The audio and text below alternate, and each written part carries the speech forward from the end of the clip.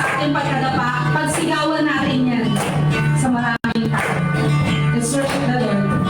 We want the banners, our royalty. We were the prisoners, now we're running free. We are forgiven, accepted, redeemed by His grace. Let the house of the Lord sing praise. We are the banners, our royalty. We were the prisoners, now we're running free. We were forgiven, accepted, redeemed by His grace. Let the house of the Lord sing praise. We were the banners, now we're royalty. We were the prisoners, now we're running free. We are forgiven, accepted, redeemed by His grace. Let the house of the Lord sing praise.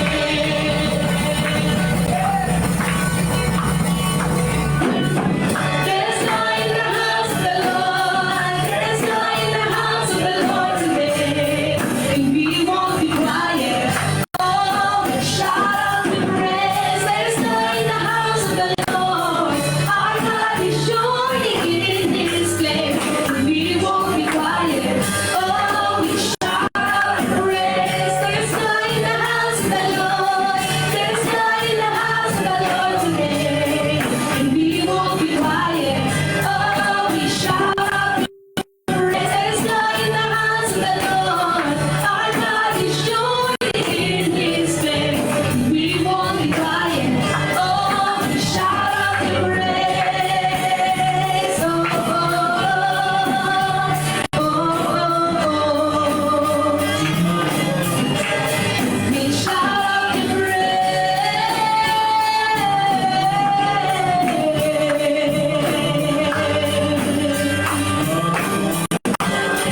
We shout out with praise.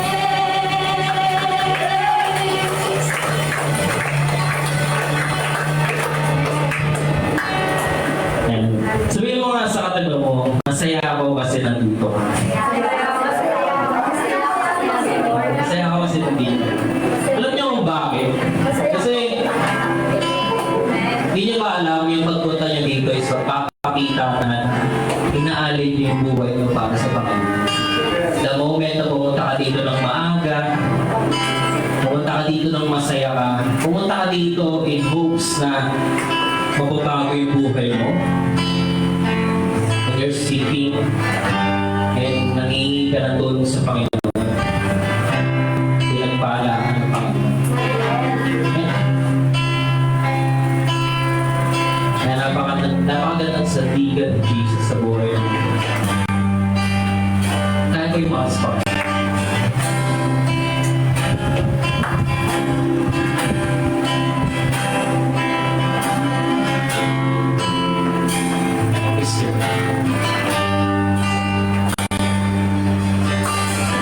My hope is built on nothing less than Jesus' blood and righteousness.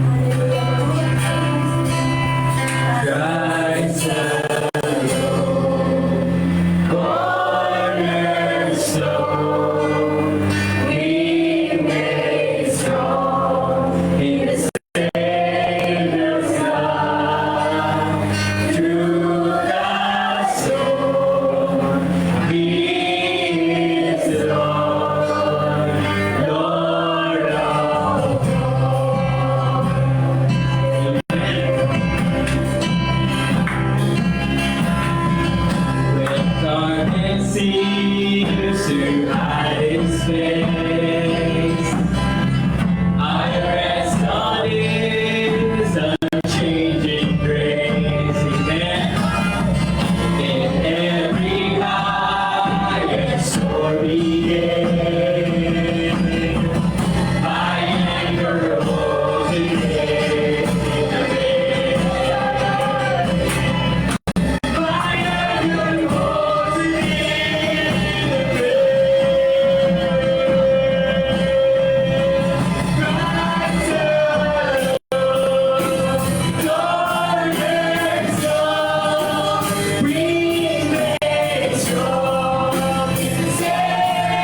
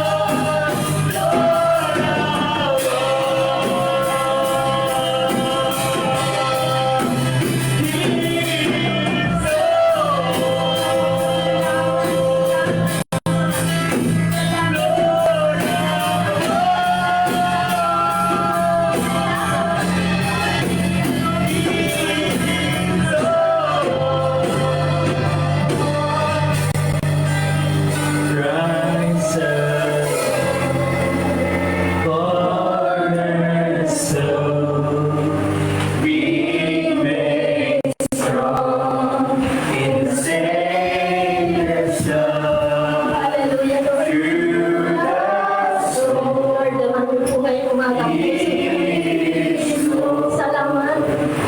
Salamat meron kaming sasambahin ngayong umaga. Salamat, Panginoon, dahil ikaw lamang ang Diyos namin na nakakaunawa ng aming puso. Kahit kami, Panginoon, marami sa iyong harapan, hinahanap-hanap pa rin namin ang pagsama namin sa iyo. Lord, hindi kami papayag na hindi kami makasamba ngayong umaga sa iyo. Sa pamamagitan ng salita mo, Ama, maramdaman namin ang pangungusap mo ngayong umaga, O Diyos. Lord, kayo lamang po nakakabalik na puso sa amin sa loob ng isang linggo, Panginoon. Wala kaming ginawa, Panginoon, kundi umiyak, magreklamo, Ama. Pero itong araw na ito, special sa aming puso dahil kayo ang aming sasambahin. Hindi namin alam, Panginoon, yung pagsamba namin ngayon, Ama, pinagaling mo kami sa lahat ng aming kamilihan. Pinagaling mo kami ngayong araw na ito sa aming mga karamdaman. Pinagaling mo kami dahil sa aming kahirapan, Ama. Hallelujah, ngayong umaga, Panginoon. Tatahimik kami ngayong umaga upang marinig namin ang pangungusap mo. Marinig namin ang iyong salita. Muli, Panginoon, ang tagapagsalita mo na aming mahal na ibinigay mo dito sa lugar na to, sa aming tahanan, ang iyong lingkod. Lord, wala kami. Lord, itong ano man ipapakatid mo salita sa amin, Lord God. Purihin ang pangalan mo, Panginoon. Pagpalain mo ang pamilya ng itatapaglingkod mo, Panginoon. Hallelujah, Lord God. Hindi kami titigil sumamba, makinig ng iyong salita. Dahil yan ang makakapagbigay sa amin ng kalusugan. Sa lahat ng dako, sa lahat ng oras sa aming pamilya. Hindi kami papayag na talunan kami sa aming pamilya. Dahil ang pamilya ay pamilya mo rin, Panginoon. Hallelujah!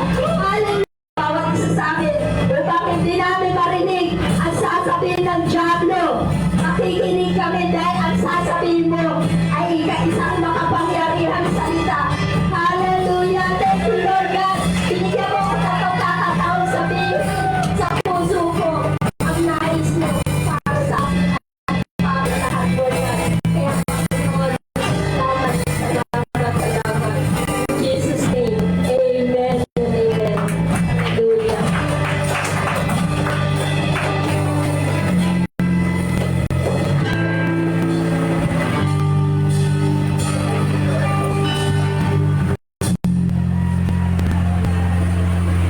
Talapang po natin ng Panginoon. Nagagalak ako, ano po nagagalak ang bawat isa na magpuwis sa Panginoon. Amen po ba? Amen. Kaya tayo po yung makakaupo na, no? Para maging komportable po tayo sa ating mga upuan. Gawing handa ang ating mga puso at isipan. Para sa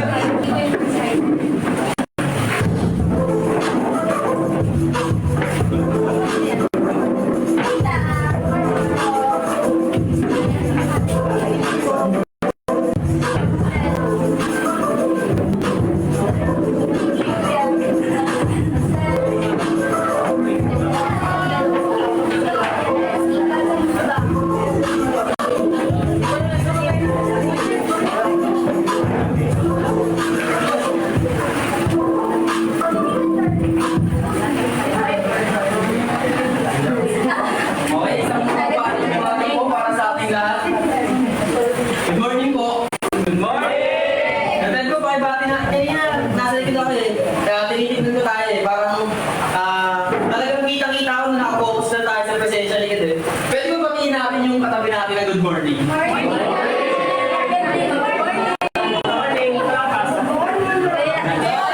Alam ko naman po na magkakakilala na tayo dito, no? Magkakakilala na tayo. So, ngayon po. Yan, sige, okay na po. Okay na. Yan, gusto ko lang po i-welcome uli si Ate Rose Ann. Pwede po ba palakpakan natin yung Panginoon sa buhay niya? Yan. Yan, welcome back po. Ate, welcome ka po dito. And ayan, so alam ko po na paulit-ulit na yung ina-announce natin dito, no? Pero hindi po tayo magsasawa. Hindi po kami magsasawa na i-announce ulit ito kada linggo. Kasi alam ko po na hindi pa tayong lahat ay nagagawa na to or dumadalo na dito. Kaya kahit nagsasawa na tayo, nagsasawa na kayo pakinggan kami na mga presider na tumatayo dito, hanggat hindi natin to dinadaluhan, hanggat hindi natin to ginagawa, hindi kami magsasawa na i-announce to kada linggo, ipaalala sa atin. So, ano nga ba yon? Ito po ay yung every Tuesday mentoring po natin. Saan nga po ba natin yung ginaganap or saan nga po ba natin yung dinadaluhan? Yan. So alam naman po natin no sa RFGC, ito po ay sa mga hindi po nakakaalam, ayun po ay sa tabi lamang ng 7-Eleven ng UB or ng Riverside. Ayun po. So sa mga hindi po nakakaalam, ayun po ay ang church nila Pastor Orlan. So iniimbitahan po namin ang bawat isa every Tuesday 6 PM po sa mga kabataan pa po. Pwede po kayo magpaalam sa magulang nyo. Hanggang alas 8 lang po yun. Pwede po kayo magpaalam na kung pwede kayong dumalo doon kasi isa po siya sa mga mahalagang gawain natin. And isa pa po, every Wednesday, ang ating Dawn Watch. Yan. So, alam rin naman po natin yon. Tama po ba? Yes, paina ng paina. Eto pa! Ang ating prayer meeting. Yan, so ayan. Prayer meeting po, every Thursday naman po. 6 PM din po siya. Ito naman po ay dito po natin ginaganap dito po sa ating iglesia every Thursday po. Yan, inaanyahan po namin, iniimbitahan po namin ang bawat isa. And kung may invite ka, wala pong problema, di ba? Sama po natin dito. Sama po natin sila dito. And isa pa po pala, iniimbitahan din po pala namin kayo. Gusto rin po pala namin ipaalam sa inyo na magkakaroon po tayo ng every week coffee fellowship or every week breakfast fellowship. Every morning po yan. Iniimbitahan po namin kayo na sumama po kayo dito. Anong oras nga po yun, Ate Sheena? Walang oras. 9? 9. So, ayun po. 9 AM daw po dito. Bago po mag-start kasi napapansin ko po si Kuya Ian. Kagaya po kanina, no? Joke lang. Ayun po. Para po kapag dating po natin dito, hindi po tayo matutokso ng kaaway dahil gutom tayo. Diba? Tama po ba? Hindi po tayo matutokso ng kaaway dahil gutom tayo. Maganda po na sisimulan natin yung umaga bago natin mapakinggan yung salita ng Panginoon is may laman yung tiyan natin. May laman yung tiyan natin. And sama-sama po tayo doon. Magpe-fellowship tayo. Para sa mga, baka matagal na tayo magkakasama dito pero hindi pa natin close yung isa't isa. So, iniimbitahan po namin kayo na dumalo doon. And last po, sa announcement natin, sa darating po na March 24, ang ordination po ng ating pastor sa EFC, ang bishop ng EFC na si Bishop Paul, pero dito po yon. And Sunday rin po yon. So, dumalo po tayo doon, wag po natin yung kalimutan. And meron po tayong kainan pagtapos nun. Yon. And maraming salamat po ngayon. Palakpakan po natin ang Panginoon sa buhay ng ating Pastor Pam. Good morning po. Magandang umaga. Ayan, so morning po sa ating lahat. Para po sa po sa kaalaman ng lahat. Siguro lalo yung mga yung mga Gen Zs natin ay hindi na familiar dito. Pero today, ay kuya dito muna kayo. Marami pang mga upuan dito. Ano pa doon sa tabi ni Mama? Ayan, so asan yung mga ibang mga natin, mga musician natin? Nawala bigla So, ngayon po is February 25 and today is actually a celebration or commemoration ng isa sa mga importanteng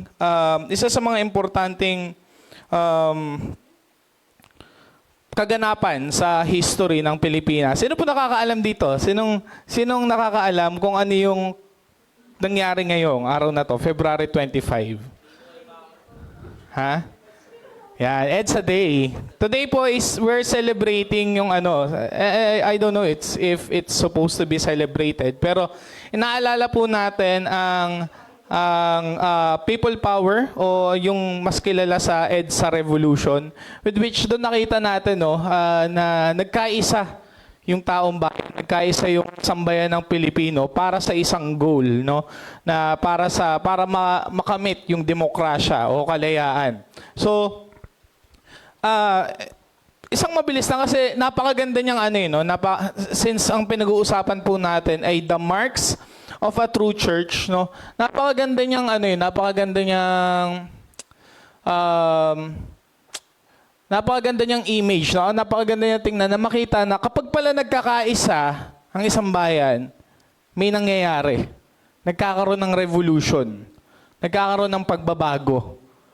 So, tayo pong bilang mga Kristiyano, tayo po ay naghahangad, no, na magkaroon po ng pagbabago. Sino po dito yung gusto magkaroon ng pagbabago sa buhay niya? Sino po, tatanong ko ulit ha, sino pong gusto magkaroon ng pagbabago sa buhay niya? Sinong gusto magkaroon ng pagbabago sa pamilya niya? Sino gusto magkaroon ng pagbabago sa San Pedro? Sino gusto magkaroon ng pagbabago sa Pilipinas? Di ba? So, the point is, ang point ko po dito is kapag nga po pala tayo ay, kung gusto natin na mangyari yun, kailangan natin na magkaroon tayo ng pagkakaisa. Importante na nagkakaroon tayo ng pagkakaisa. Amen po ba? Amen. At yun po yung ginagawa natin bilang church. Kaya po tayo nagsasama-sama dito bilang church para po tayo ay magkaisa, para sa isang layunin, which is ang parangalan ang Panginoong Hesus. Yun po yung layunin natin, kaya tayo nandito, no? Parangalan ng Panginoong Hesus. And ngayon po, bago ako mag-start ng sermon natin, no, ng preaching, meron po akong heads up sa inyo. Na yung topic po natin ngayon, una sa lahat, madugo siya. Pangalawa, hindi to, isa to sa mga misunderstood na dapat ginagawa ng simbahan, pero karamihan ay it's either hindi ginagawa or ina-abuse itong pag-uusapan natin. So, ang heads up ko po sa inyo, mahaba po tong preaching na to. So I hope na nakapag-almusal po kayo, no, nakatulog kayo ng mahaba para hindi po kayo dito matutulog. Pero bibigyan ko po kayo ng choice. Pwede po kasi pwede ko siyang ibigay ng isang bagsakan ngayon, pero I think aabutin tayo ng 1.5 to 2 hours para pag-usapan to. Or, pwede ko naman po siyang hatiin into 3 parts. Ano po ang gusto ninyo? Isang bagsakan o hahatiin natin sa 3 parts? Hatiin? Pag hinati-hati siya, magiging 3 siya na siguro mga roughly, medyo maigsi, mga 30 to 45 minutes lang po. Anong gusto ninyo? Isang bagsakan na 2 oras o hahatiin natin sa 3 parts? Hatiin? Hatiin? Walang gusto ng isang bagsakan? Sino gusto isang bagsakan? Taas kamay. Isang bagsakan. No, isang bagsakan. Sino gusto nang hahatiin? Bilangin natin ha. Bilangin natin. Isang bagsakan. Sinong gusto? Taas kamay. 1, 2, 3, 4, 5. Uli. 1, 2, 1, 2. 1, 2, 3, 4, 5, 6, 7, 8, 9, 10. So, 10. Sino naman po gusto ng hahatiin natin sa 3 parts? Taas kamay. Taas kamay. 1, 2, 3, 4, 5, 6, 7, 8, 9, 10. Okay. So, nanalo ang people power. ang boses ng masa ay napagkasundoan po na hahatiin natin sa 3. Okay lang po ba sa inyo yun? Okay. So, at least nagkasundo naman tayo, no? So, medyo mahaba po talaga kasi para heads up lang doon sa mga nagtaas. Ate, ilang slides inabot yung natin? 49 slides. Okay, so that being said, so puri ng Panginoon no na ano sa mga buhay ng mga bumoto no. Okay, so bagong lahat tayo po ay tumayo at babasahin po tayo po ay magbabasa ng salita ng Diyos. Idako niyo po ang inyong mga Bible, turn your Bible to Matthew chapter 18 verses 15 to 20. Mateo chapter 18 verse 15 hanggang 20. So andito bukas po kayo sa Bible ninyo para naman po sa mga wala na andito po sa screen. So basahin ko po sa English, ESV, tapos basahin niyo po sa Tagalog, okay? Andiyan na po ba kayo? Andiyan na po ang lahat? Andiyan na po, okay. Matthew chapter 18 verse 15 to 20.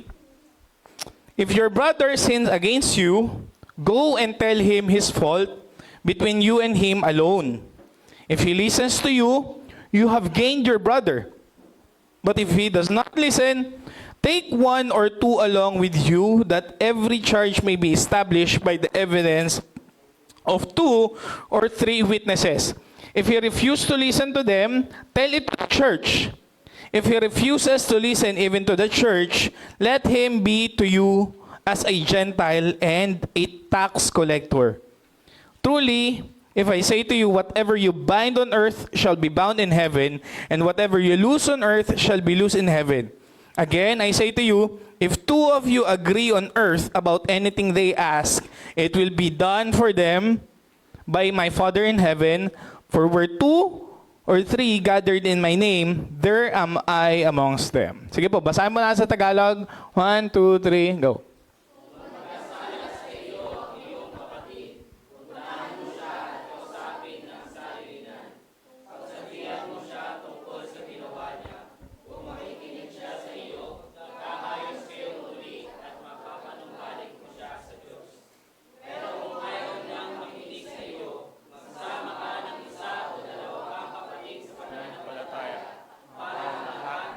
Usapan ninyo katotohanan ng 2 o 3 saksi ayon sa usapan. Ayaw niyang makinig sa kanila. Paalam ito sa iglesia. At kung pati sa iglesia ay ayaw niyang makinig, ituring niyo siya bilang isang taong hindi kumikilala sa Diyos, isang mananingil ng buwis. Sinasabi ko sa inyo, anuman ang ipagbawal ninyo sa lupa ay pagbabawal din sa langit. At anuman ang ipahintulot ninyo sa lupa ay ipapahintulot din sa langit. Sinasabi ko rin sa inyo na magkakasundo ang 2 sa inyo rito sa mundo na ipanalangin ang anong bagay. Magkakaroon ito ng aking amang nasa langit. Sapagkat sa ay 2 o 3 nagkakatip sa akin. Sama nila. Amen. Po rin po ang salita ng Diyos. Tayo po yung manalangin. Panginoon, maraming salamat po sa iyong salita na aming pag-uusapan ngayon. Lord, this is a difficult topic na pag-usapan. And Lord, give us your Holy Spirit, Panginoon. Pangunahan po nawa kami ng iyong banal na Espiritu para po ang bawat maririnig namin, Panginoon, ay tumimo po sa aming puso, Panginoon. At Lord, I also pray, Lord God, na ito po ay may apply namin sa church, Lord, sa aming community in a biblical way, Lord. Bilang gagawin namin ito, bilang kaming ang simbahang ito ay sumusunod sa iyong mga sinabi, Panginoon, at hindi po kami church na mapasaway sa iyo, Lord God, nasuwail sa iyo, Panginoon. Bagkus kami po ay sumusunod sa kung anong sinabi ng iyong salita, Panginoon. At Lord, harangan mo po ang aking dila, Lord God, sa mga ayaw mo na sabihin ko, Lord God. Tanging yung salita mo lamang, kung ano yung nais mong sabihin, yun lamang po ang aming marinig, Lord God, yun lamang po ang aking sasabihin, yun lamang po ang lalabas sa aking bibig, Panginoon. At Lord, lalabas kami, Lord God, sa after ng service na to, Lord God, na kami po ay may bagong pagkaunawa sa kung gaano kaimportante ang bagay na pag-uusapan namin ngayon, Panginoon. At hindi lang po namin mauunawaan, kundi may i-apply din po namin ito, Panginoon. Maraming salamat po. Ito po ang aming samot dalangin sa pangalan ni Jesus. Amen, amen, amen. Sige po, makakaupo na po ang lahat. Ayan. So I hope na komportable na po kayo. Komportable na po ba kayo sa mga upuan ninyo? Nakaupo na po kayo ng maayos? Try nyo pong kumapit, no? O kaya mag-seatbelt kayo sa mga upuan ninyo dahil buckle up. Yan po ang aking sa pag-uusapan natin ngayon. So, una sa lahat, by the way, ang topic po pala natin for today ay, slide please, church discipline. Yan. Title pa lang po, no? So, ang church discipline po, kagaya ng sinabi natin, no? Kagaya ng binasa natin sa salita ng Diyos. Sino pong mga nakapag-devotion na po pala ngayong umaga na sumunod dun sa ating ito rin po kasi yung natin yung sa devotion natin sa 1 Corinthians 4-5. So, ito po ay mandato na ibinigay ng Panginoong Hesus sa simbahan. 'Di ba? Sinabi po dito na whatever you bound on earth shall be bound in heaven, and whatever you loose on earth shall be loosed in heaven din po. Ito po yung tinutukoy dito, na kung ano daw po yung pagkakasunduan natin, kung ano yung tatalian natin dito sa lupa, ay siya rin tatalian sa langit. At kung ano ang papakawalan natin dito sa lupa, ay siya rin pong papakawalan sa langit. Ito po ay tumutukoy sa pagdidisiplina. Okay? Kaya po, una sa lahat, sinabi ko na po, pinaunahan ko na po na hindi po madaling pag-usapan to. Hindi masarap pag-usapan tong pag-usapan natin, pero kailangan nating pag-usapan. Kung sasabihin natin na ang church natin ay sumusunod sa Biblia. Amin po ba? Kailangan po natin siyang pag-usapan. So, una sa lahat, di ba? Hindi masaya na madisiplina. Masakit. Di ba? Siguro lahat siguro tayo dito, sino ditong hindi nakaranas na paluin ng kanyang magulang? Meron po ba? Sino dito naman yung grabe kayong paluin ng magulang? Yan, okay lang yan. Ako din. Sino dito yung pinapalo kayo kahit wala kayong kasalanan? That's another story, no, G? Anyway, so, ito po bakit importante natin ito mapag-usapan? Kasi lalo-lalo na sa mga hindi familiar sa kung ano sinasabi ng Biblia, o lalo na sa mga bago sa church. Lalo kay ate, anong pangalan ni ate? Ate Rose. Rose Ann, 'di ba, lalo sa paningin ng mga hindi pamilyar sa kung ano sinasabi ng salita ng Diyos, o sa mga lalo sa mga hindi Kristiyano, kapag sinabing dinisiplina mo ang isang tao, parang ay, grabe naman, judgmental naman 'yan. 'Di ba sa church dapat nagmamahalan lang tayo dito, dapat pinapakita lang natin dito yung love para sa isa't isa. 'Di ba? Dapat lang tayo dito, happy lang, ganon. Pero pag dinisiplina, ay, grabe, parang naman yan, unjudgmental naman church na. Kaya po maraming umaalis din sa church. Dahil sa disiplina. Dahil dito, siguro, posibleng, dalawa lang yun eh. It's either poor, kagaya nga po sabi ko, dahil isa to sa mga misunderstood na pinag-uusapan pagdating sa church. May ibang church na, ay, sige, ganito lang tayo, love lang tayo dito, welcome lang tayo lahat dito. Pero, alam mo yun, ganun lang, pero pag may nagkasala, parang, okay lang, sige, walasin na lang natin dito na lang yan sa ilalim ng carpet. Ganun, no? Parang ganun tinuturing yung kasalanan. Pero meron din namang ibang church na grabe naman. So, inaabuso naman po yung church discipline. Ngayon, dito sa pag-uusapan po natin for the next 3 weeks, importante na maunawaan natin kung ano ba yung talaga yung biblical na, paano ba yung tama at biblical na pagdidisiplina. Ready na po kayo? Ready na po ba kayo? Yun nga, kasi una sa lahat, magmumukha tong ay judgmental o mapanghusga, di ba? Kasi sabi nga ni Jesus, sige nga, kung sino yung walang kasalanan, siya yung unang bumato. No, yun pa yung mga sinasabi, no? Kung sino yung walang kasalanan, siya yung unang bumato. Pero, at alam naman po natin na dito sa church natin, hindi po tayo perfecto lahat. Amen po ba? Hindi po tayo perfecto dito lahat. But, being a church, we are also, tayo po ay inutusan din, tayo po ay inatasan ng Panginoon ng otoridad na mag-exercise po ng church discipline, lalo-lalo na po sa mga tao na tahasan ang pagsuway sa Panginoon. Okay? Kasi po, slide please.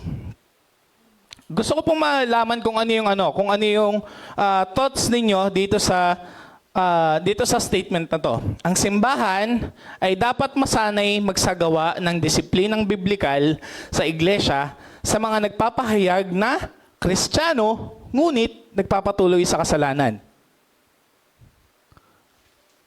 Nainiwala po ba kayo dito? Gusto ko pong makahingi ng comment sa inyo. Ang simbahan ay dapat masanay magsagawa ng disiplinang biblikal sa iglesia sa mga nagpapahayag na Kristiyano, ngunit nagpapatuloy sa kasalanan. Comments. Sino pong gusto mag-comment? Ate, bigyan mo ng mic. Baka isang mabilis na comment lang. Sino pong gusto? Ang simbahan ay dapat masanay magsagawa ng disiplinang biblikal sa iglesia sa mga nagpapahayag na Kristiyano, ngunit nagpapatuloy sa kasalanan. Amen po ba? Nag-agree po ba tayo dito? Meron po bang nagdi-disagree? Wala. Okay. Sige, I think that explains yung inyong katahimikan. So, paano yun? Di ba sinabi sabi ni Jesus, judge not. Huwag kayo man-judge. Di ba? Yun sinabi, di ba? Parang, paano natin ipapagtama yan? Pero kung titignan kasi natin yun, isang mabilis lang po, yung context kasi ng Matthew 5, yun yung kadalasan sinasabi, huwag kayong humusga, ganyan. Pero ito sabi po dito, seeing the crowds went up, Matthew chapter 7 pala, verse 1. Sabi po, minus 10 na ako sa langit. Halaglag yung Bible ko. Mateo chapter 7, verse 1. Yung pinakauna sinabi, judge not that you be not judged. Dapat pala hindi tayo nag-judge. Dapat love lang tayo dito. Pero kung titingnan po natin yung context niya, sabi dito, with the judgment you pronounce, you will be judged, and with the measure you use, it will be measured to you. So kung ano daw po yung ginamit mo, kung paano mo daw ginudge yung kapwa mo, ganun din daw po yung measure o ganun din yung takal na gagamitin sa pag-judge sa'yo. Okay? Verse 3, why do you see the speck that is in your brother's eye but do not notice the log that is in your own eyes? Bakit mo doon nakikita yung muta sa mata ng kapatid mo pero yung troso sa mata mo hindi mo nakikita? Or, how can you say to your brother, let me take the speck out of your eye when there is a log in your own eye? Ganun din, tatanggalin mo daw yung sa kapwa mo, ganun yung sa'yo. Ang laki-laki daw, no? Parang troso. You hypocrite! First, take the log out of your own eye and then you will see clearly to take the speck out of your brother's eye. Ay po dito, verse 6, do not give dogs what is holy and do not throw your pearls before pigs, lest they trample them underfoot and turn to attack you. So, sabi po dito, basically ang sinasabi dito ay, hindi po sinasabi dito ni Jesus na bawal po na tayo mag-judge, na hindi na po tayo mag-judge, na hindi na daw po tama na tayo maghusga, no? Kasi, every day, no, we are making judgments. Amin po ba? Yung pagpunta po ninyo, judgment po yan. Di ba? You're judging yourself, pupunta ba ako sa church o hindi? Gets? So every day we're making decisions kung ano ba yung mas radical, ano ba yung mas tama, ano ba yung mali. That's basically judgment is. So, ang ibig sabihin lang po dito ni Jesus, sa paghuhusga mo, ito yung tamang way kung paano ka dapat humusga. Paano ka dapat pumili. Kaya sabi dito, no, do not give to the dogs what is holy. So, wag daw, sabi dito, may differentiate siya, may dogs, may pigs. Wag daw po ibigay sa dogs, di ba? Or sa pigs, or tatapakan lang nila. Meaning, ang sinasabi po dito ng Panginoon ay magkaroon kayo ng wisdom. No? Magkaroon tayo ng wisdom kung ano ba yung tama dapat na judgment. Okay? Ayun po ba? I hope that's established. So, ito po yung sinasabi ko sa inyo. Dito po tayo hahaba. Kasi ito po yung, meron po tayong 3 points na pag-uusapan na ito po yung di-divide natin sa tatlong weeks. Na una, the purpose of church discipline. Bakit ba tayo kailangan ng disiplina sa church? Pangalawa, na pag-usapan natin, which is next week, the problem that requires church discipline. Ano naman daw po yung mga problema na nagre-require na kailangan ng disiplina, no? Kailangan disiplinahin. At pangatlo, the procedure. O kung paano naman po tayo dapat, ano yung tamang pamamaraan, ano yung tamang step by step kung paano tayo dapat magsagawa ng church discipline. So, point number 1 is, dito lang po tayo magpo-focus for this week, is the purpose for church discipline. Bakit po ba kailangan na ang church ay nag-exercise ng pagdidisiplina? Okay? Ready po? Point number 1 ay para sa Diyos. Bakit para sa Diyos? Kasi, kailangan tayong mag-exercise ng church discipline because God is holy. Ang Diyos po natin ay banal. Ang Diyos po na sinasamba ng church na ito ay banal. Okay? So, basahin po natin sa Leviticus chapter 19 verse 2. Sabi po dito, nasabihin ito sa lahat ng mamamayan ng Israel, magpakabanal kayo dahil ako ang Panginoon na inyong Diyos ay banal. So, kailangan, kasi po, clearly, na kaya po tayo nagkakaroon ng church discipline, na meron kailangan disiplinahin dahil may nagkasala. Okay? At hindi po maaari na ang Diyos na banal, ang ulo ng ating simbahan, si Kristo, na siyang ulo ng simbahan natin, ay banal, pero yung tayong katawan niya ay madumi o madungis. Tama po ba? So, kung marumi po yung katawan natin, tas ang nililinis lang natin mukha, di ba? Mga live streamer, di ba? full makeup yung mukha, tapos yung katawan hindi naman naliligo, kasi hindi na umaalis. Di ba? Hindi po tayo ganun. Ang tawag po doon ay hipokrito. 'Di ba? Na malinis lang yung malinis lang yung panlabas pero yung yung loob mo ay nabubulok. So, but the point is, ang point ko po dito ay the church, kaya po tayo nagdi-discipline, kaya po tayo nag-aano ng church discipline kasi po tayo po ay tinawag ng Panginoon upang maging banal. Slide please. So 1 Peter, hindi yan. Ayan. 1 Peter chapter 1 verse 15 and 16. Sabi po dito, banal ang Diyos na tumawag sa inyo kaya, inulit ni Peter yung sinabi dito sa Old Testament. Kaya, dapat magpakabanal din kayo sa lahat ng ginagawa ninyo sapagkat sinasabi ng Diyos sa kasulatan, magpakabanal kayo dahil banal ako. So makikita rin po natin yan sa 1 Peter din po, chapter 2, verse 5 and 9. Sabi po doon, you are a holy priesthood. You are a holy nation. Tayo daw pong church, we are a holy priesthood. Tayo po ay tinawag ng Panginoon para magpakabanal dahil ang Diyos natin ay banal. Kaya po tayo kailangan mag-exercise ng church discipline dahil ang Diyos na sinasamba natin ay banal. Okay? So kung ano yung Diyos natin na sinasamba, dapat maging ganun din tayo. Okay? So, for example na lang, ito medyo on the other side of spectrum naman, no? So makikita natin sa Old Testament, Old Testament pero tumawid din siya sa New. Makikita natin na yung mga churches ng yung mga churches ng, for example yan, Corinthians, Ephesians, yung mga church po na yun, sila po, bago po sila naging Christian, ang mga ito po ay sumasamba sa mga Diyos-Diyosan.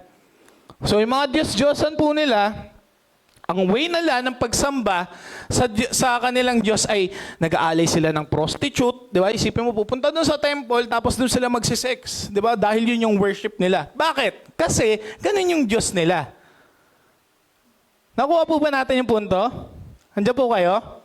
So tayo po, kaya po tayo kailangan magpakabanal, kailangan po tayo ay malinis sa ating mga kasalanan dahil ang Diyos na sinasamba natin ay banal. Kaya po tayo dapat ay mamuhay din ng may kabanalan. Alright, so ang church po ay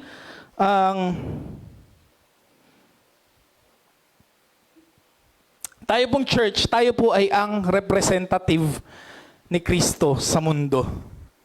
Amen po ba? Tayo po ay representative ni Kristo sa mundo. May verse po pong ano dyan, yung John chapter 17, verse 15 to 19. Andyan ba yun? Okay. Basahin ko na lang po. John chapter 17, verse 15 to 19. Paki-take note din po ng mga verses na sinasabi ko. Kasi John chapter 17, verse 15 to 19. Kagaya po lagi ko sinasabi dito, ako po ay tao lang din, pwede po ako magkamali, kaya at ang sigurado lang po tayo na hindi magkakamali dito ay ang salita ng Diyos, kaya importante po na tayo ay nagno-notes. Basahin ko po, 15 to 19. Sabi po dito, I do not ask that you take them out of the world, but that you keep them from the evil one. You are not of the world, just I am not of the world. Sanctify them in the truth. Your word is truth. As you sent me into the world, so I have sent them into the world. For their sake, I consecrate myself, that they may also be sanctified. So ano po yung sinasabi dito? Tayo po ay representative ng Diyos dito sa mundo. Tayo po ay, sa English nga po dito, we are in this world, but we are not of this world. Okay? Tayo po ay nandito pa sa mundo, pero tayo ay nilagay ng Panginoon dito sa mundo for a purpose. May layunin kung bakit nandito pa tayo dito sa mundo na to. May layunin kung bakit di ba, madalas natin nakikita, bakit ang daming pangit na nangyayari? Di ba, bakit ang daming God, bakit kung Diyos ka talaga, bakit hindi ka kumilos? Kaya nga tayo nilagay dito. Kaya tayo nilagay sa dilim para tayo ay magliwanag. Tayo yung magre-represent sa Diyos dito sa mundo. Ito po, lagi niyo na po rin naririnig sa akin to eh. Pero, meron pong mga tao sa buhay ninyo, I don't know, kapamilya ninyo, kapitbahay nyo, pinsan nyo, kaklase nyo, katrabaho nyo, na posible na ikaw lang yung makakaabot sa Kanya.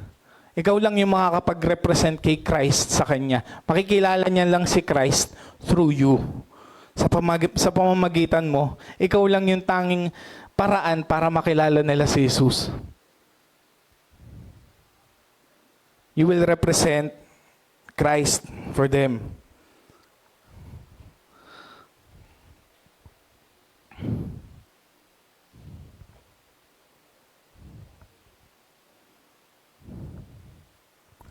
So, point is, diba, hindi po kasi pwedeng magsama, kagaya po sinasabi ko kanina, hindi po pwedeng magsama yung yung pangalan ni Kristo at hindi po pwedeng magsama ang pangalan ni Kristo na banal at ang iglesia na hindi banal. Kung makikita po natin, ang pinakamagandang example na po dito ay yung mga churches na binanggit ni Jesus. Jesus mismo nagsasalita sa Revelation chapter 2 Revelation chapter 2 and 3. Diba? Sinabi doon, woe to the churches in Laodicea, to the churches in, diba? Meron siyang 7 churches na binanggit. Churches po ang pinag-uusapan dito. Hindi po ito mga unbeliever. Diba? Churches, diba? Woe to you, churches. Ang sabi doon, ang ginawa ng Panginoong Jesus doon, inisa-isa niya kung ano yung mga kasalanan ng mga churches na yun, diba? May iba doon na churches na nanlalamig, diba? Yung it's either you're hot or cold daw, sabi ng Jesus. At sabi doon, kapag hindi kayo nag-repent, puputulin ng Panginoon yung ugnayan niya doon sa church na yun. Kapag hindi ka nagsisi, puputulan ng Panginoong Hesus yung ugnayan. At yun po yung ayaw natin mangyari dito sa church na to. Amen po ba?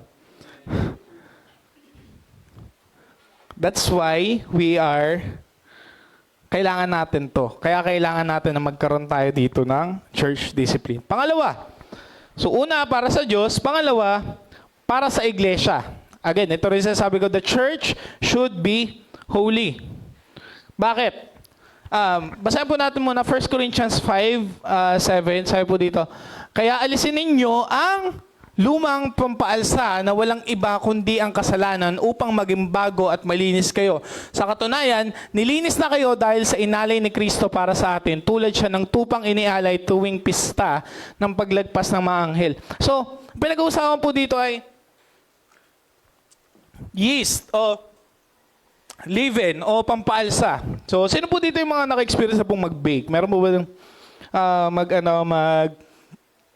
nag-bake, gumawa ng tinapay, no? Medyo lost in translation yan sa atin kasi hindi tayo bread country. Ano tayo eh? Rice tayo dahil Eastern tayo, no? Asian tayo eh. So, but the point is, ang ginagawa po kasi, sa mga hindi pa po familiar, ang ginagawa po kasi ng yeast o ng pampaalsa, minsan kahit konti lang yung kahit konti lang yung harina na hinalo mo, kapag nilagyan mo siya ng pampaalsa o pag nilagyan mo siya ng yeast, dumalaki siya. Nag-e-expand siya. So kumakalat siya. Diba? Na yung maliit na yeast, nakaka-apekto siya sa buong batch ng dough. Okay? So, ang point po dito is para daw po sa iglesia. Bakit daw po kailangan ng church discipline? Kasi kailangan natin tanggalin yun. Kailangan natin tanggalin yung maliit na yun. Minsan nakala natin, ano lang naman yan, maliit na kasalanan lang yan. O kaya, isa lang naman yung may problema. Pero pag hindi natin inalis yun, ano mangyayari? Maapektuhan yung buong simbahan. Maapektuhan lahat. And that's why we need to exercise church discipline dahil the church is holy, dahil nga po banal ang church, kaya kailangan ipanatilihin natin na yung church natin ay walang ganun, walang pampaalsa sa church natin. Dahil maapektuhan nun lahat, buong church. Ito po, gusto ko po kayong bigyan ng example, no? So, sino dito yung maraming magkakapatid? Marami kayong magkakapatid, yan. Diba? So, point po dito ay, sino dito yung mga panganay naman? Panganay. Pangalawa. Sino yung mga pangalawa? Sino yung mga pangwalo? Tita pangwalo. No? Mga masasipag yung magulang. No? Pero, the point is, ganito rin po kasi pagdating sa pamilya natin. Isipin niyo po ito Kapag po sa pamilya ninyo, merong, syempre yung panganay, di ba? Siya yung parang pinaka OG sa inyong magkakapatid. Pero what if ganito po yung ginawa? Mula sa panganay, kapag yung panganay na yon lumaki, di ba? Tapos umabot ng teenage. Tapos sumasagot sa magulang. Ano pong ginagawa ng magulang kadalasan? Pinapalo, di ba? Pero subukan nyo pong ganito. Subukan nyo ganito yung gawin. Huwag nyong hayaan nyo lang. Hayaan nyo lang na magwalang niya. Di ba? Ang iisipin ng mga sumunod sa kanya, okay lang pala yun. Okay lang pala. So, kasi si kuya nga, hindi nga siya pinalo eh. Okay lang kay nanay, tsaka kay tatay na hindi siya pinapalo eh. Si ate, si kuya. Okay lang. Ito pa Ito, medyo prevalent din po to sa, mas relatable po. At medyo mas sensitive din po, no? Kaya hawa kayo. Subukan nyo po, sa isang pamilya, yung panganay, maagang nakabuntis o maagang nagpabuntis. Hindi sinaway ng magulang. Hinayaan lang. Kakalat yun hanggang sa mga sumunod na magkakapatid. Okay lang pala eh. Okay lang pala na, ay, kahit na buntis na si ate, ay kinupkup pa rin siya ni mama tsaka ni papa. Ganun din gagawin ko. Hello? The point is, point ka naman po dito ay kaya tayo nag-exercise din ng church discipline sa church para po panatilihin na, para sabihin dun sa mga buong church na hindi okay ito yung ginagawa mo. Hindi okay itong ginawa mo. Kaya nga kami may dinisiplina eh. Ito maging halimbawa na to para sa'yo. Para hindi mo tularan. Diba? Kaya tayo nag-exercise ng church discipline. Dahil ang church ay banal. Hindi natin pwedeng hayaan yung mga ganong kasalanan, 'di ba? Hindi natin siya pwedeng hayaan, hindi natin siya pwedeng baliwalain dahil kakalat siya sa buong church. Okay? Diyan po kayo? Third point, una para sa Diyos, pangalawa para sa iglesia, pangatlo para naman po sa mundo. 'Di ba? Para sa mga tao sa labas. Kaya tayo nag-exercise ng church discipline. Kasi kailangan nating i-draw yung line between the church and the world. Kailangan alam ng tao, yes, it's one thing na dapat tayo ay welcoming, di ba?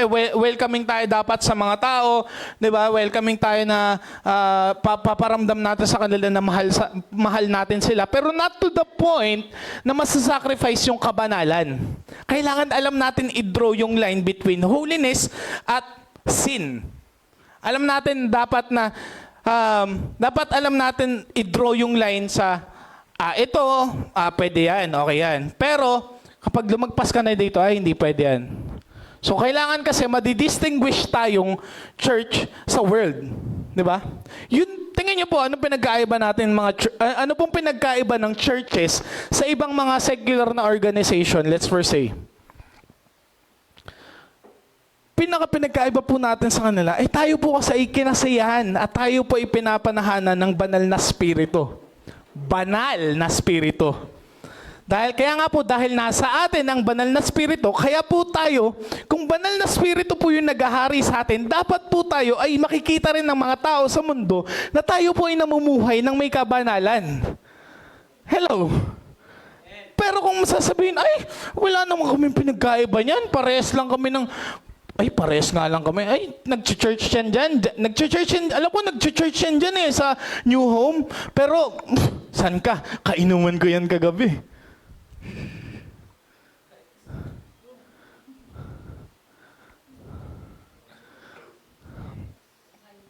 Ito na lang Ay, nag-church yan sa new home. Yung sa magkakapatid naman to, sa context. Ay, alam ko, nag-church yan sa new home eh. Ay, pero parehas lang kami niyan. Sumasagot kami parehas sa magulang namin. Hello? Asan yung line? Saan natin dinodraw yung line? Between the church and the world. Dapat po, tayo, na mga nasa simbahan, dapat po ito yung term ni Tatay Leling Dapat tayo pong mga nasa church, halata. Tanong mo nga kapatid, yung katabi mo, halata ka ba? Halata bang Kristiyano ka? Hindi nakakatawa to. Tanong mo yung katabi mo, huwag mong kausapin yung sarili mo. Nakakatakot yan pag kinakausap mo yung sarili mo. Ito kung estudyante, halata ba ng mga kaklase mo na Christian ka? Halata ba sa trabaho mo na ikaw ay Kristiyano? Halata ba ng mga magulang natin na tayo ay Kristiyano? Sa bahay, halata ba na tayo ay Kristiyano?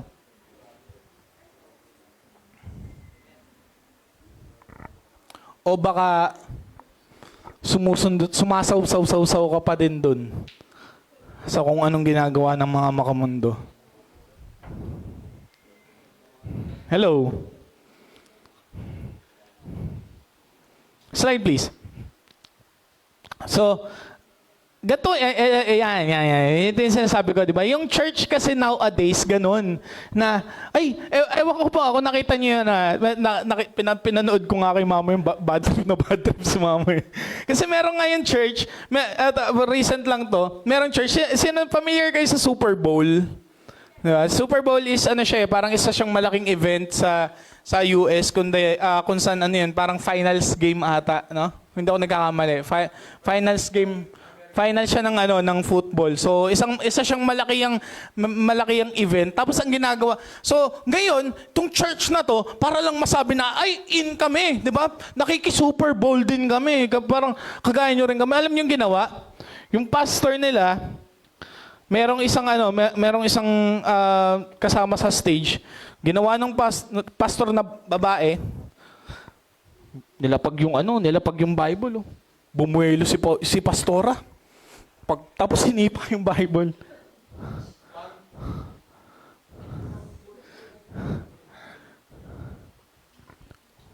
Ang tanong ko po, ito lang naman po yung tanong ko sa inyo eh. Saan po natin dinodraw yung line? Hanggang saan yung linya mo? Nahalata ba sa'yo na ikaw ay Kristiyano? Gusto ko maging specific. Halata ba sa'yo na ikaw ay member ng New Home? Ano yung pinagkaiba natin sa ibang church? Halata ba sa'yo yun? Ito sinabi po dito sa 1 John 2:15, huwag ninyong ibigin ang mundo o ang mga makamundong bagay. Ang umiibig sa mga ito ay hindi umiibig sa Ama. Wala po yung wala yung a little bit of Jesus, di ba? A little bit of world, di ba? Konting Jesus dito sa akin, di ba? Sugar, spice, and everything nice, no? Tapos biglang nagkaroon ng Kasi, we are ought to live holy because our God is holy. Di ba? Where do we draw that line? So I hope and I pray na bawat isa po sa atin, kung binibilang nyo po ang sarili ninyo na member kayo ng church na ito, mark of a true church, ito po yung magiging marka na halata kayo na kayo ay true church or you are part of a true church. Hindi na tayo wala na tayong fellowship sa darkness. Wala na.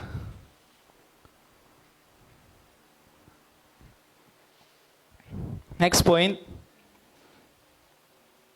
Purpose for true church discipline is para sa Diyos, para sa iglesia, para sa mundo. At ito, para din dun mismo sa nagkasala. Okay? So kapag po tayo ay for some reason, meron pong isa sa atin na kailangan nating disiplinahin, hindi po dahil galit tayo sa Kanya.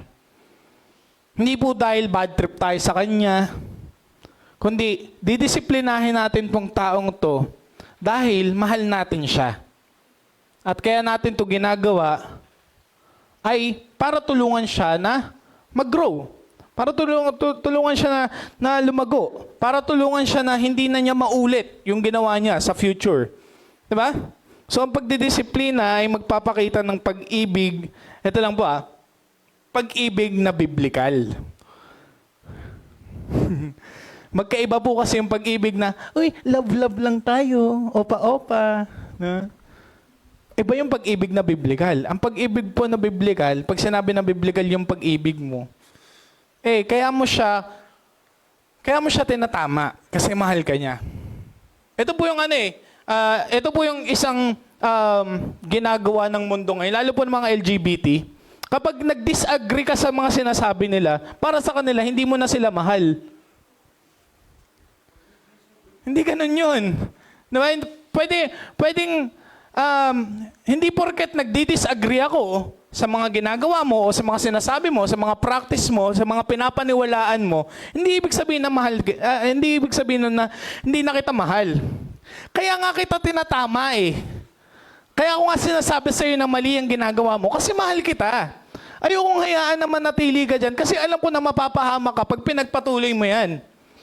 Well, ito, ano din po, example, no? Meron po sa isa sa pamilya ninyo na addict sa drugs. Okay? Addict sa drugs. So, ay, okay lang, tanggap ka namin dito sa pamilya namin. Di ba? Kahit uuwi kang kumakasa yung panga mo. Mahal ka pa rin namin. Love po ba yun? Matuturing niyo po ba na mahal niyo yung taong yun? Kung alam niyo na mapapahamak siya dun sa ginagawa niya, tapos hinahayaan niyo lang. Hindi po love yun. Kasi alam natin na yung kasalanan, meron niyang kapalit na meron niyang consequence. Sisingilin ka niya nung kasalanan mo. At dahil mahal kita, ayoko na maranasan mo yun. Ayoko na mapahama ka. Ayoko na, yun na lang yung natin kanina, let's first say drugs, di ba? Ayoko na makulong ka. Di ba? Ayoko na ma-overdose ka. O ayoko na mabaliw ka. Kaya natin itatama. Same goes din po sa pagpagano natin sa church, no? Na kaya natin tinatama yung kapatid natin na nagkakasala. Kasi mahal natin siya, ayaw natin na mapahamak siya. Amen po ba?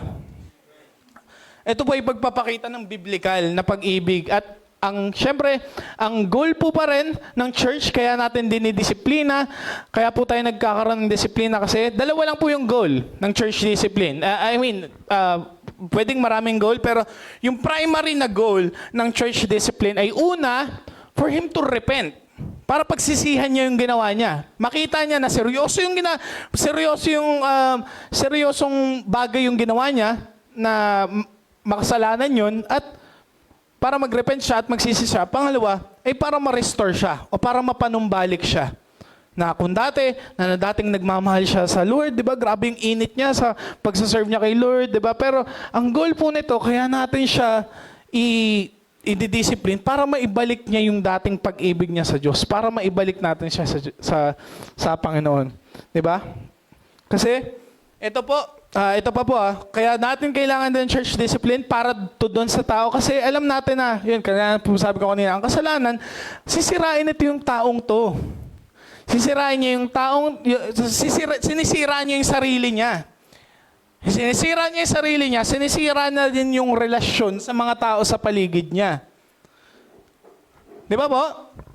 Hindi, walang relasyon na nag-thrive ng dahil sa alam nyo na namumuhay kayo sa mali parehas. Magkakaroon ng lamat yun, magbibigay ng lamat yun sa relasyon ninyo. So makita po natin to sa Hebreo chapter 2, verse 6, tsaka 10.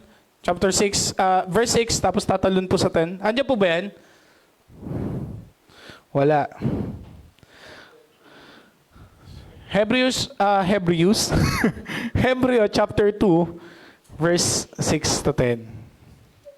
Sino po may Tagalog? May po bang may Tagalog dyan? Pero basahin ko na rin po sa English. Sabi po dito, what is man that you are mindful of him? Tama ba yun? Chapter 2. 12. Chapter 12 po pala. Hindi po 2. Chapter 12, verse 6 and 10. So, for the Lord disciplines the one He loves and chastises every son whom He receives. Talon po sa verse 10, for they disciplined us for a short time as it seemed best to them, but He disciplined us for our good, that we may share His holiness. No, kaya daw po tayo nagdidisiplina, no? So, ito, alam ko, narinig nyo na rin to na hindi mo pwedeng disiplinahin yung taong hindi mo mahal. Hindi mo pwedeng disiplinahin yung hindi mo anak. Okay? So, ito lagi ko ito naririnig kay mami dati. Matuwa ka kapag pinapagalitan pa kita. Kasi kapag wala na akong pake sa'yo, diba, ibig sabihin hindi na kita mahal. Okay? So, ang pagdidisiplina po ay pagpapakita na mahal natin yung tao. Okay? Pagdidisiplina po ay pagpapakita natin na pagmamahal natin sa tao. So, lastly, ang kasalanan, kagaya sabi ko, ang kasalanan ay para tong nakakahawang sakit. Di ba? COVID. Ay. James 5, thank you po. Ito po natin to sa James chapter 5, verse 19 and 20. James chapter 5. Si James na kapatid ni Jesus. Asan ka na? Ayan. James chapter 5, verse 19 and 20. Basahin ko po. My brothers, if anyone among you wanders from the truth, kung meron man daw pong naligaw at umalis sa katotohanan, someone brings him back. Di ba? At dapat daw po merong nagbabalik dun sa tao na yun. Let him know that whoever brings back a sinner from his wandering will save his soul from death and will, ito solid, and will cover a multitude of sin. Kapag daw po ang tao na dinidisiplina natin, 'di ba? Ay ibabalik natin sa para maibalik siya for the purpose na siya ay magsisi, for the purpose na siya ay ma-restore, it covers a multitude of sin. It covers a multitude of sin. So, gusto ko mag-close dito sa statement na to. Andiyan ba yun sa slide? Ang layunin ng pagdidisiplina ay pagpapanumbalik at pagsisisi, hindi pagpaparusa. Ang layunin ng pagdidisiplina ay papanumbalik siya sa fellowship niya with the brothers at para siya ay magsisi, talikuran niya yung kasalanan niya and pursue holiness, hindi para lang parusahan siya. Kaya tayo nagdidisiplina, hindi lang para parusahan, hindi lang para pahirapan natin siya, diba, dahil lang trip natin siya o mainit lang yung dugo natin dun sa tao na yun. Hindi po. Ang layunin pa rin po dapat ay pagpapanumbalik at mapagsisi yung kapatid natin na yun. Ngayon po, dito po natin muna puputulin. Ito po yung part 1. So, part 1 po natin is the purpose. I hope na dahil po dito ay nalinawan tayo sa kung ano ba yung layunin. Bakit natin ginagawa? The why. Bakit natin ginagawa? Ano yung layunin natin? Bakit kailangan natin mag ng church discipline? Una, dahil ang Diyos natin ay banal, kaya tayo ay dapat mamuhay din ng may kabanalan. Pangalawa, para hindi na to kumalat sa church. Para hindi to kumalat sa church. Dahil ang church natin ay banal din. We're supposed to be holy. Pangatlo, para sa mundo. Para hindi masira yung saksi ng church natin sa mundo. Para hindi sasabihin, ay, taga New Home pala yan. Christian ba yan? Kaya po kailangan natin ng discipline. And lastly, para po ito dun sa nagkasala. Para mapanumbalik siya sa fellowship. Para mapanumbalik yung dati niyang pag-ibig sa Panginoon. Si Jesus mismo yung nagsabi, sinasabi ko to sa'yo because you have forsaken your first love. Kinalimutan mo na yung first love mo eh. And I hope yun din po yung dahilan kung bakit ang kapatid natin na nagkasala ay didisiplinahin natin. Para maibalik siya doon sa first love niya. Tayo po ay pumikit, tayo po ay yumuko.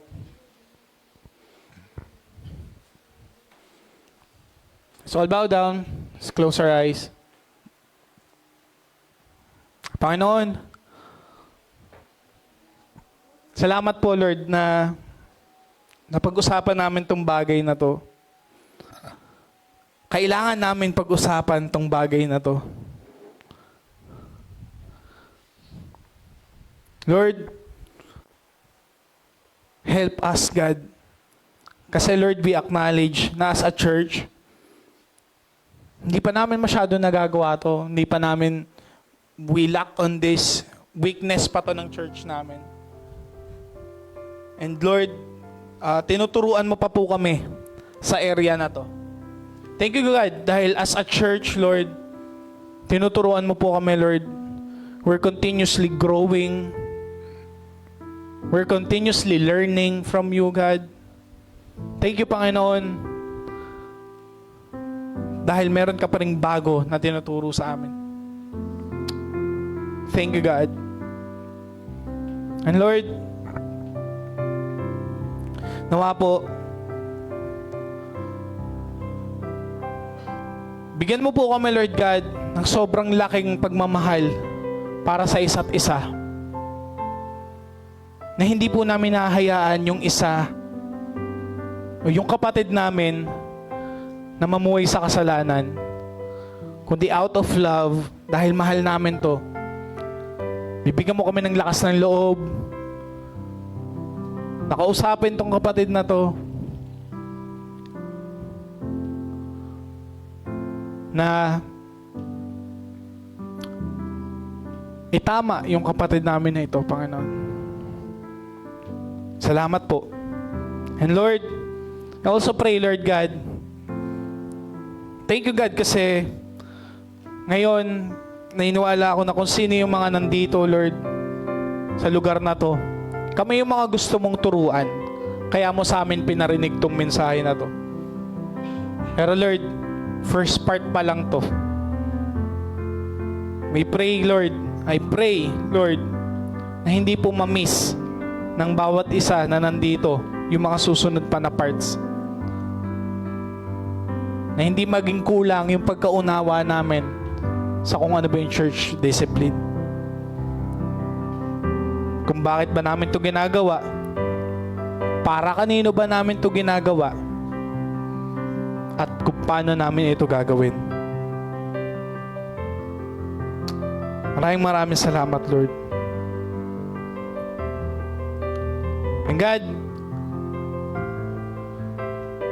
if ever man, Lord, na meron kayong mga tao na alam ko, Lord, na baka meron dito na baka ikaw to, na meron kang nakikita na kapatid natin, kasama natin dito sa church, na nakikita mo na meron kang kapatid na namumuhay sa kasalanan.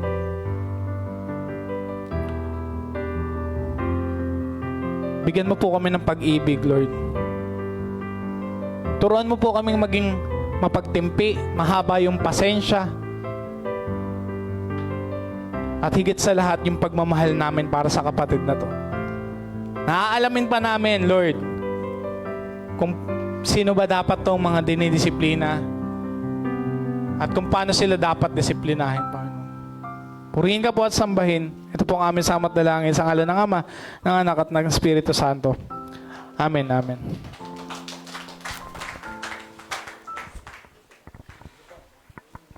Okay po, maraming salamat po, Pastor.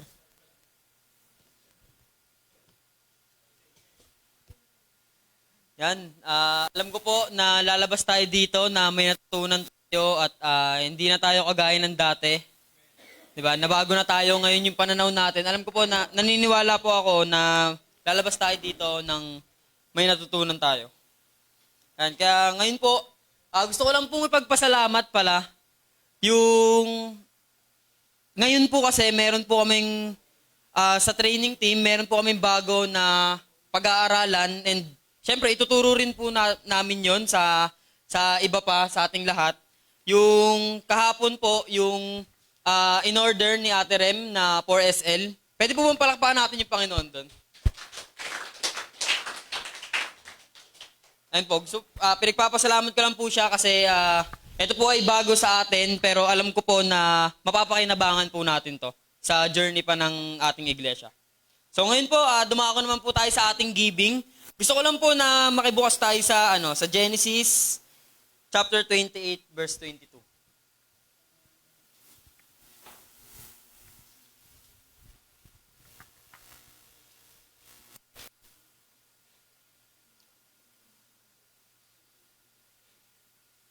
Okay na po.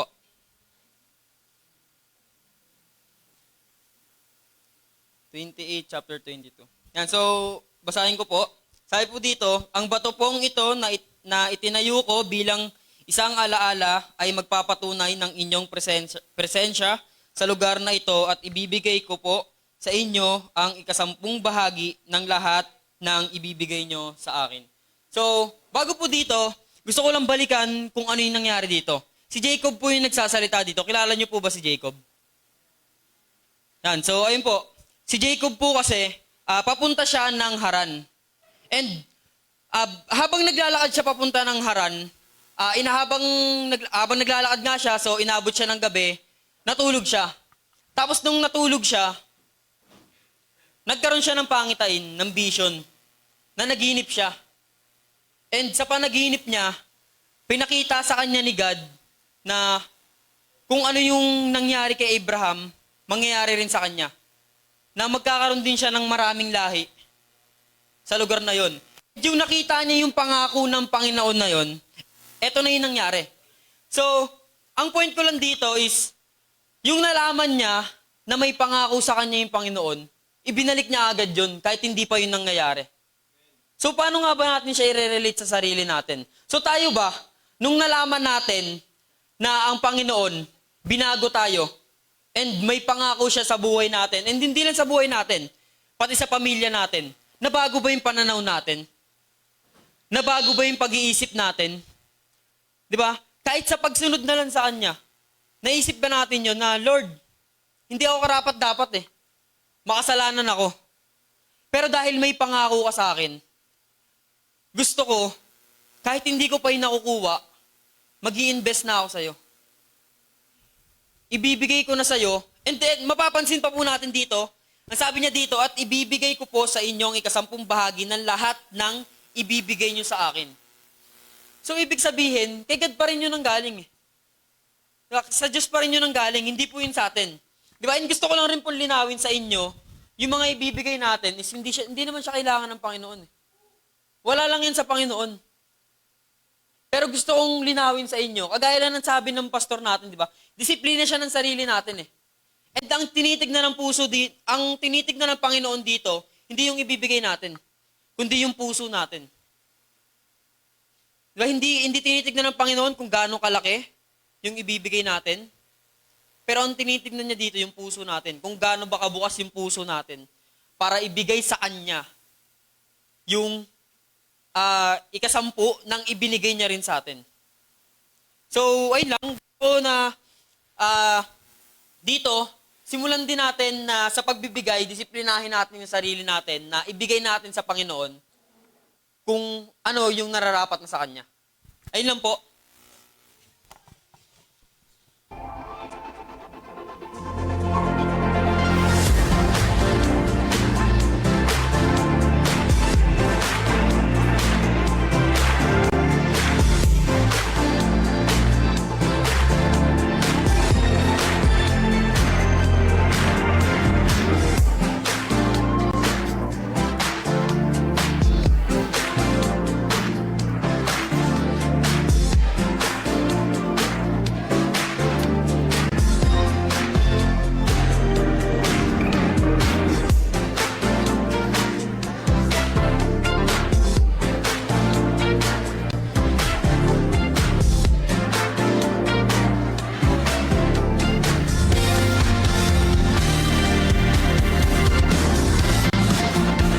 Okay? Pwede po ba natin itaas ang ating kamay para ipanalangin ang ating Yan. So, pray po tayo. Panginoon, maraming salamat po sa umaga na ito. Panginoon, maraming salamat po sa buhay ng aming pastor na nagbahagi ng inyong salita, Panginoon, sa umaga na ito. Salamat po sa kanyang buhay. And Panginoon, tinataas po namin ang ikapu na ito, Panginoon. Dalangin ko po na magamit ito, Panginoon, upang maging malago, Panginoon, ang inyong iglesia at maging maabot pa po nito, Panginoon, ang iba pang kaluluwa, Panginoon, na hindi pa nakakilala sa inyo, Panginoon. Alam ko po na magagamit po ito, Panginoon, para po sa inyong kapupurihan, Panginoon. Kaya maraming salamat, Panginoon. Dalangin ko po na patuloy mo pang pagpalain, Panginoon, ang buhay ng bawat isa, Panginoon, na nagbigay sa inyo, pati ang mga hindi nakapagbigay, Panginoon, alam ko po na patuloy mo po silang pagpapalain, Panginoon, ibibless mo ang kanilang buhay, Panginoon, siksik, liglig at umaapaw, Panginoon, ibibigay mo ito sa kanila, Panginoon, nang higit pa sa kanilang pangangailangan. Maraming salamat po, Panginoon, in Jesus' name, Amen.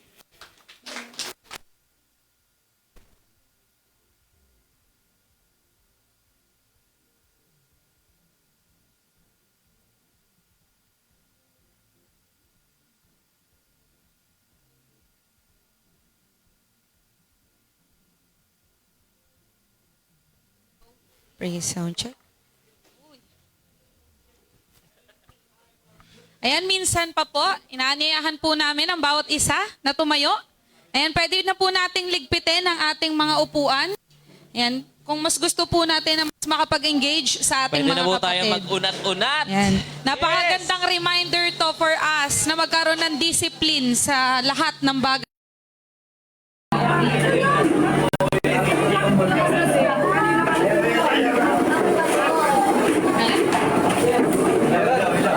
Minsan pa, tayo ay nagturi, sumamba, magpasalamat sa Panginoon. Ayan. Habang nakikipagkamayan, iiyak tayo sa ating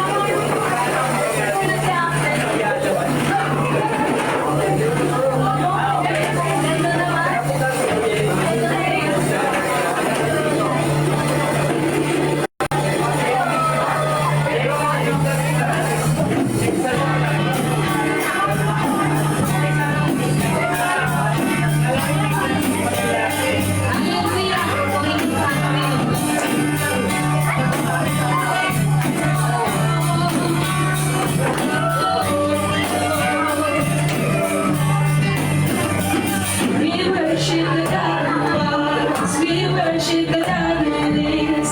We worship the God who ever will be.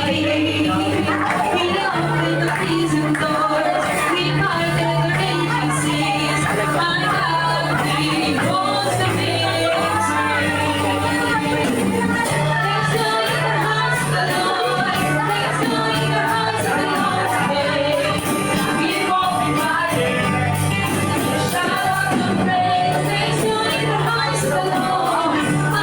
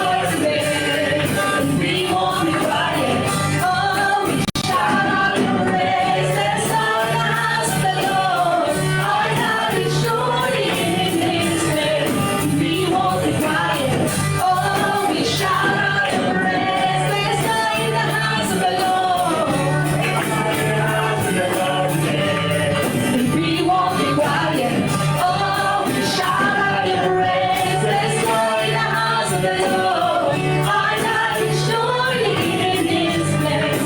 We won't be quiet. Oh, we shout out your praise. Oh, we shout out your praise.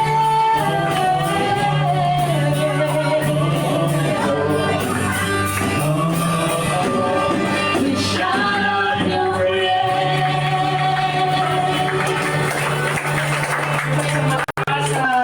Palakpak sa ating Panginoon. Okay? Punan po natin siya. Come on. Praise you guys. Hallelujah. We shout your praise. Woo! Shout! Shout and praise the Panginoon. Shout! Woo! Hallelujah. Maraming salamat po. Yan. So, bago po pala tayo mga closing po natin, isang mabilis na reminder lang po. Next week po ay first Sunday ng month. Ano po ibig sabihin nun? Ano po ibig sabihin? Communion and then, yan. Puti po tayo lahat, no? Starting po pala next week, listen po.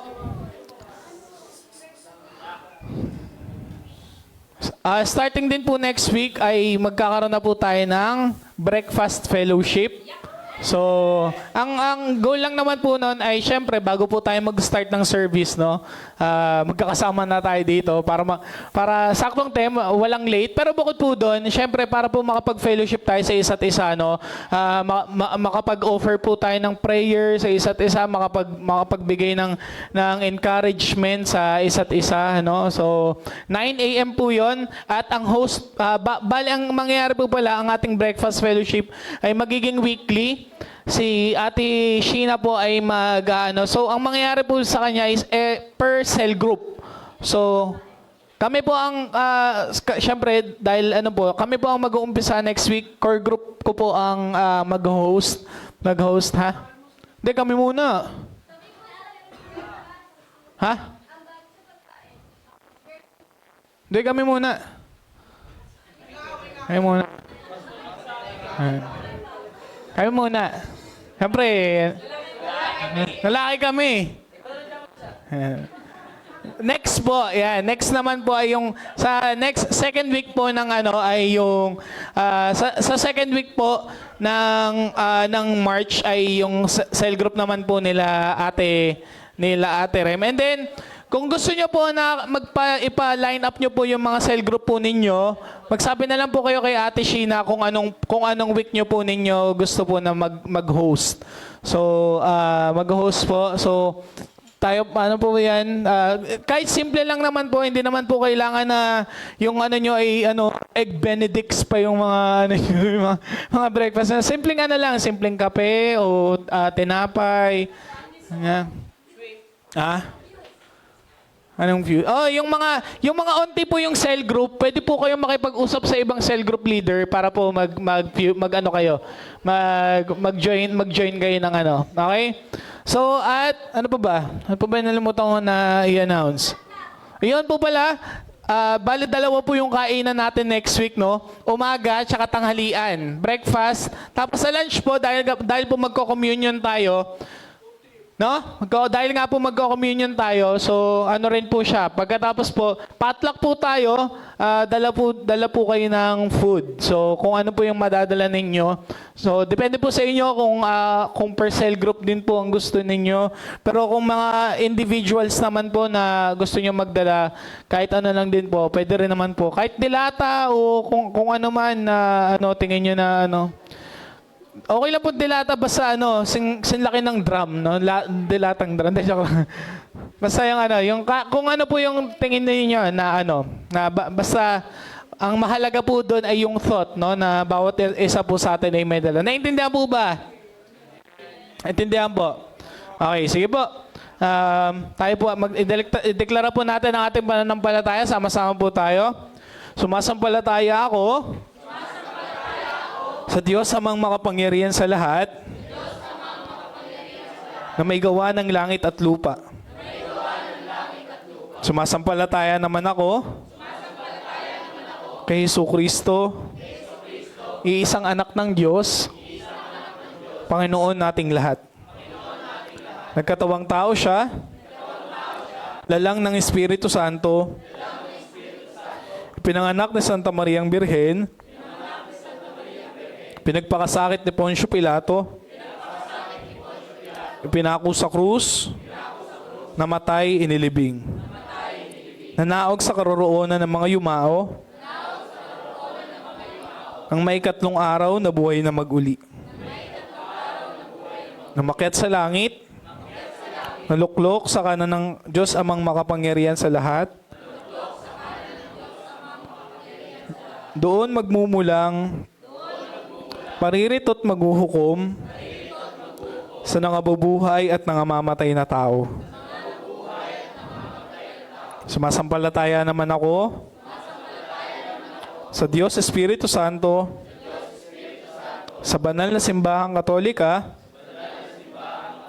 sa kasamahan ng mga banal, sa kapatawaran ng mga kasalanan, sa pagkabuhay na mag-uli ng nangamatay na tao,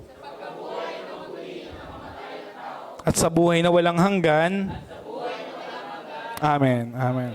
So, Simbahang Katolika, baka, Simbahang Katolika? Kayo na lang yung mag-explain, no? Yung mga nandito po last week, no? So, Katolik, kung ano yung ibig sabihin ng Simbahang Katolika. And then, sige po, taas po natin ang ating mga kamay and tanggapin po natin ang pagpapala mula sa Panginoon. Pinapanalangin ko na sa kadakilaan ng kapangyarihan niya ay palakasin niya ang spiritual niyong pamumuhay sa pamamagitan ng kanyang spirito, para manahan si Kristo sa mga puso ninyo dahil sa inyong pananampalataya.